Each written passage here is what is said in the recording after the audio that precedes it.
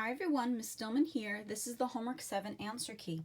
On question 1, we're given a rectangular prism that has a volume of 200 inches cubed and is being scaled by a scale factor of 1/2. What is the volume of the resulting rectangular prism? Well, if every dimension is being scaled when we do volume, that half has to be cubed. So we're scaling the 200 volume by a half to the third. That's 1/8 times 200 is 25. You don't have to show the step of 1/8 times 200, but I just wanted to show you 1/2 is no longer the scale factor. Technically, 1/8 is the scale factor. In the next question, we have a cylinder. In this one, since some information is changing, we might want to draw it. So the radius of the first cylinder is 8. And the radius of the second is something we're trying to figure out. No, actually, they give it to us. The radius becomes 40 meters. So we know the radius is going from 8 to 40, but we don't know the scale factor. So we need to know image and preimage. Well, whatever we start with is pre, and whatever we end up with is image. So image over preimage is 40 over 8, which is 5. So now we know the scale factor is 5. And if the whole volume is being changed at the same time, then the scale factor 5 is being cubed. 5 cubed times 35 is 4,375. And the next question, only one thing is changing. The cup is filled to half its height.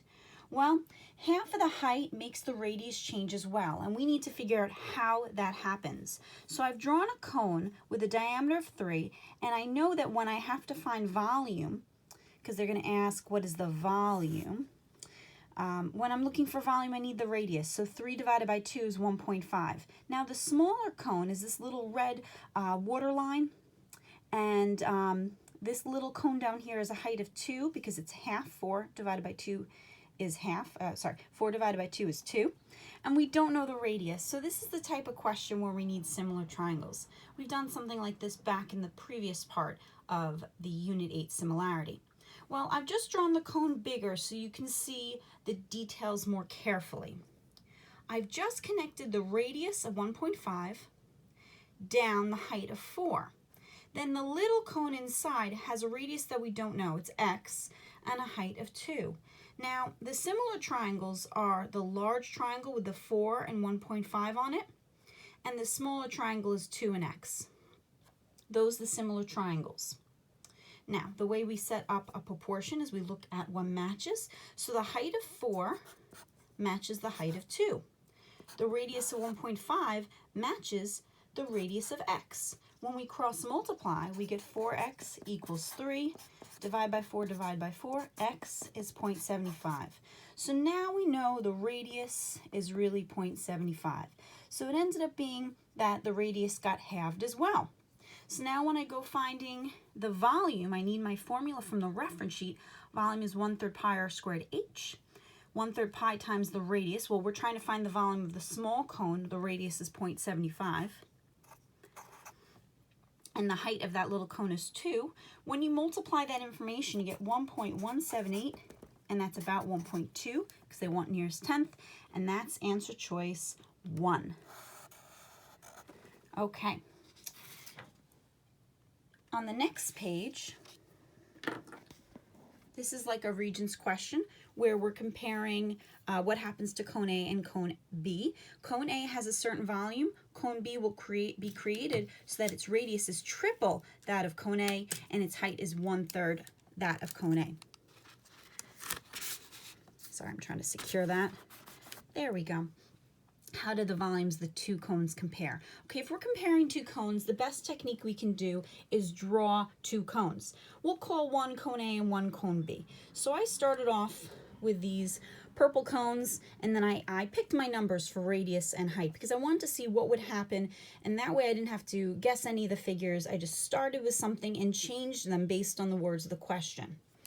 So I just said, okay, what if the radius is 2 and the height is 12? I picked 12 because I know at some point my height is going to be 1/3 the size. So I picked a number like 12 that is divisible by 3.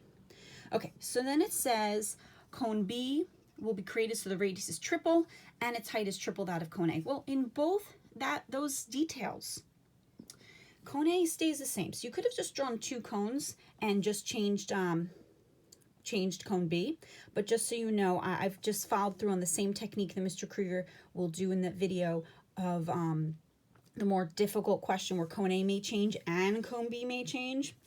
Okay, so cone A doesn't change, so I just redrew the height of 12 and the radius of 2, and I wrote no, it stays the same. But cone B is the one that changes.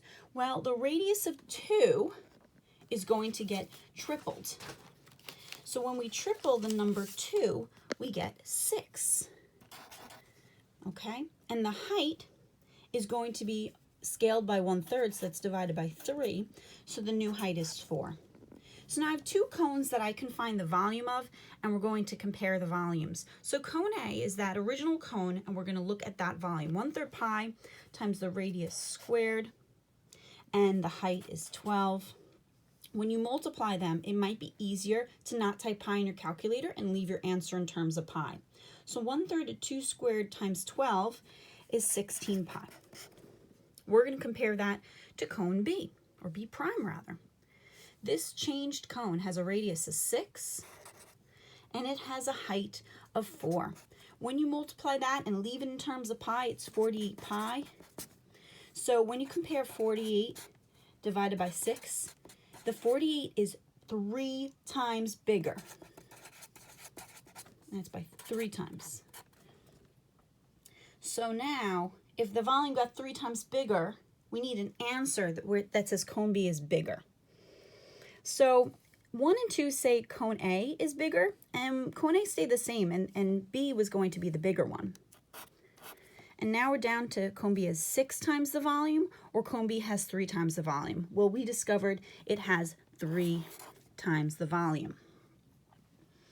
Now in number 5, this uses midpoints. So we're going to look at the triangles that are created by all those midpoints.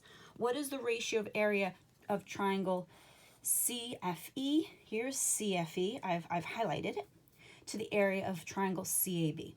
Well, ratio is a comparison, and we want to see what we can see in the diagram.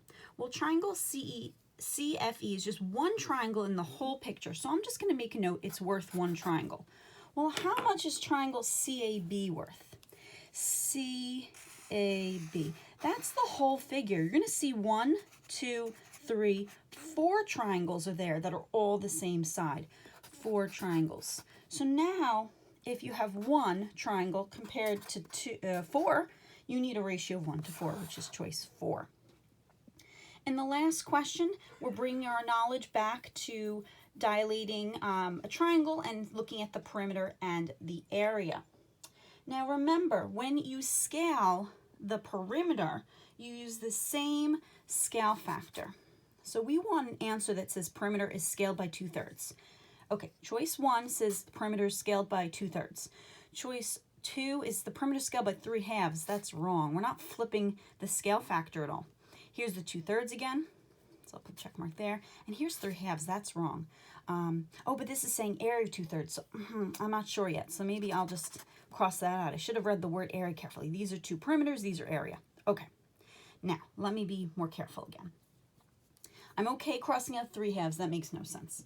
But now let's see. Perimeter is 2/3. Sounds correct. Area is 2/3. But wait a second. Area would be squared. 2/3 squared. Let me just hold on to my paper a second. 2/3 squared. Well, 2/3 squared is 4/9. That scale factor for area is not 4/9. It's supposed to be 4/9. So the perimeter of 2/3 is the only one correct, and the scale factor in area is wrong.